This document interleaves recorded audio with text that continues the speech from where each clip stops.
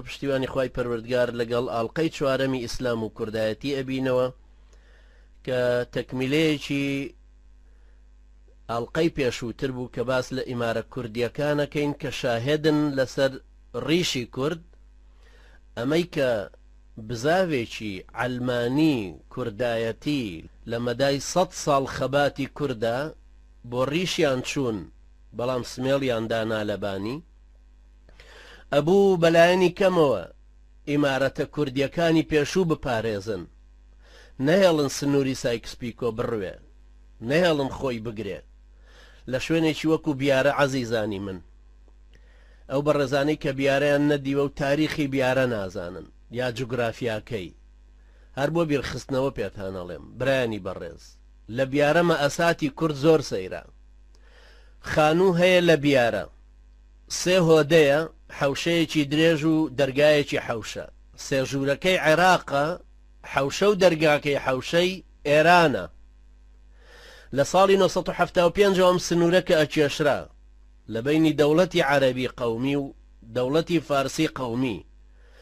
بە بەرمیل بە هەلیکۆپتەر بەرمیلیانە هێنا وەکو شاخص وەکو عەمود ئەیان ڕوان لەو ناوچانە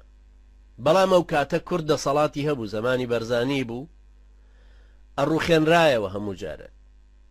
شەوان ئەڕوخێنرایەوە بە ڕۆژەوان دیسان دایەنە ناوێ بەڵام خەڵکی هەر نەیهێشت ئەو سنوورە لە واقعا بڕوێ ئێستاش ئێران هەر ناو بەناو بینی 2 ساڵ بۆ 3 ساڵ جارێک دێتە سەر بیارە و ئەو دیوارانە ئەو خانوانە ئەو باخانە ئەو جۆگەلانە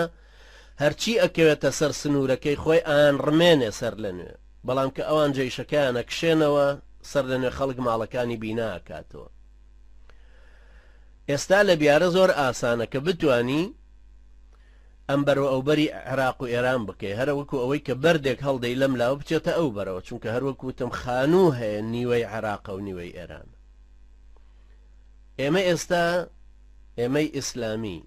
زۆر زەروریە ئەو برابەڕێزانە تاریخی ئەو ئیمارەتە کوردیانە سەر لە نوێ بخوێننەوە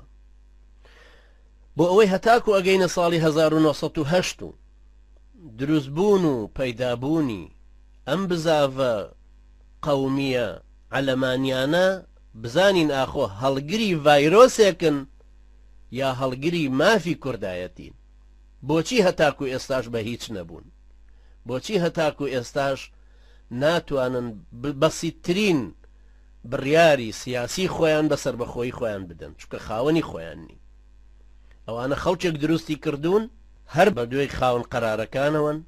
چونکە بوونیان لەسەر ئەو قەراراتانەی ئەوان دروست بە هەر حاڵ ئەو سەردەمەی کە هەبوو شتێکی باشە لە قۆستنەوەی هەروەکو کە ئێمە دائیمە ئەڵێین استراتیژیەتی کوردی و خەباتی کوردی پێویستە ئەم ململانە نێودەوڵەتیانە بۆ کورد بکێشێتەوە شتێکی باشە ئیستیفادەی لێ بکە بەڵام نەک ئاوا بکەوێتە جەواڵی شوێنێکی وەکو ئەمریکا شەڕی عێراق و ئێران بوو ئێمە هەمومان بینیمان بەڵام ئەم کوردایەتیەوانە عەلمانیانە مەسیری کوردێتیەکەیان هەموو ڕەبت کردەوە بە شەڕی عێراق و ئێران وەختێک ئەم دوو وڵاتە گەورەی وەکو دوو دەوڵەت گەیشتنە نەتیجە و لە مانگی ئابی 1970 وەستان دەستیان خستە ناو دەستی یەک و سوڵحیان کرد وەکو دەوڵەت تەسەڕوفیان کرد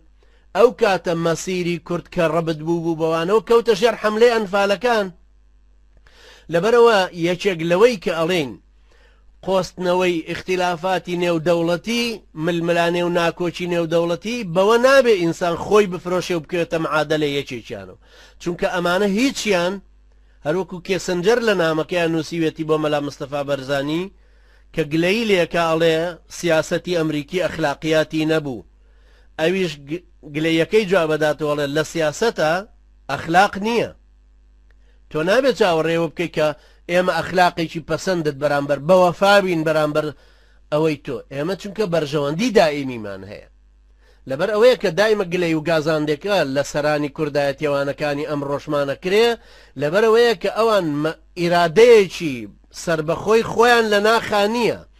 لە ناوە ناتوانن زاڵ بن بەسەر ناکۆچیەکانی خۆیانە لە ناوە ناتوانن وەکو ئیمارەتەکانی ئەو سەردەمەش دروستکەن تەنانەت فرانسۆ حەریری کە بە پێکەنینەوە وتی دەی بایەکێتی لەو لا ئیمارەتی سۆران دروست کاتەوە ئێمەش لەم لا ئیمارەتی پاشا محەممەدی کۆرە هی ڕەواندۆز دروستکەینەوە خۆی هەردوو ئیمارەتەکە هەبوو بەڵام ئیمارەتێکی گەندەڵ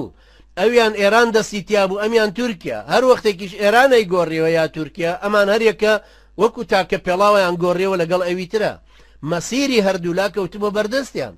بەدرخان ئەوانەی کە لە تورکیای ئێستا بوون لە کوردستانی باکوور ئەوانەی لە کوردستانی باشوور بوون ئەوانەی لە سووریا بوون هەمووی هێنان و کۆی کردنەوە بۆ ڕزگارکردنی کوردەکانی ورمێ و ئەو ناوە کە چووە ناو کوردستانی ڕۆژهەڵاتۆ بۆ ئەوە چوو کوردەکان ڕزگارکە نەک وەک جەلال تاڵەبانی بچێت لەگەڵ ئێرانیەکانی اتیفاقکە بۆی 3000 پاسدار بەجلی کوردیەوە بێنێت لە کوردەکانی ڕۆژهەڵات بدرێتەوە ئەمە چەندی بەچەند چەند دوورە لەم قیەمەوە چەند دوورە لە ئەساسی ئیمارەتێکی ئیسلامی کوردی کە لەسەر ئەساسێکی ئیسلامی دروستە بێ سیاسیەکی ئیداری ئاقلی وەکو بە دەرخانەی با بڕێوە ئەرز و ئاسمانی بینە